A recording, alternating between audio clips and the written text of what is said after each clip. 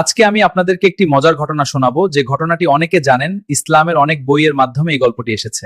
আমি যখন মাদ্রাসায় পড়তাম তখন প্রতিদিন রাস্তা দিয়ে যাওয়ার সময় একটা বাড়ির দোতলা থেকে একটা মেয়ে আমাকে দেখতো।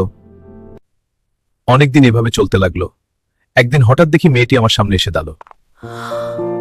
মেয়েটির মনে যে বাজে কিছু চিন্তা ছিল সেটা আমি বুঝতে পারিনি। মেয়েটি কৌশল করে আমাকে বলল, আসসালামু আলাইকুম হুজুর, আমাদের চতুর্থ তলায় একটি শিশু বাচ্চার কাঁদছে, কোনো রকমে কান্না থামানো যাচ্ছে না। তো আমি কি করতে পারি?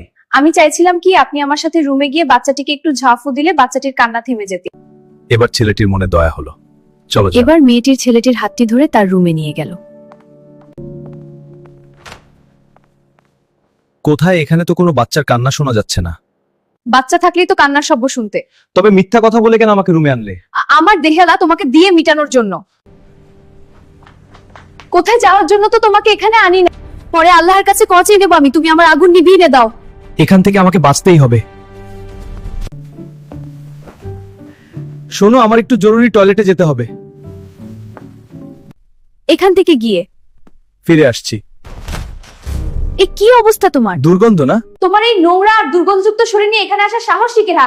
যা কি রইল। এ কি অবস্থা তোমার? আমি যাচ্ছি, একটু পরে ফিরবো। এই দেখ দেখ, নতুন ছেলেটা। হ্যাঁ, সবার পিছনে বসলো। কি নার্ভাস লাগছে। আজকের রুমটা অনেক সুগন্ধি ছড়াচ্ছে। তোমাদের ভিতরে কে এইরকম সেন্ট ব্যবহার করে এসে? স্যার, এই সজীব আসার পরে এমন সুগন্ধ বের হচ্ছে ক্লাসরুম থেকে। টয়লেটের দুর্গন্ধ মনে নেয়। বাবা, কি হয়েছে তোমার? আমাকে খুলে বল।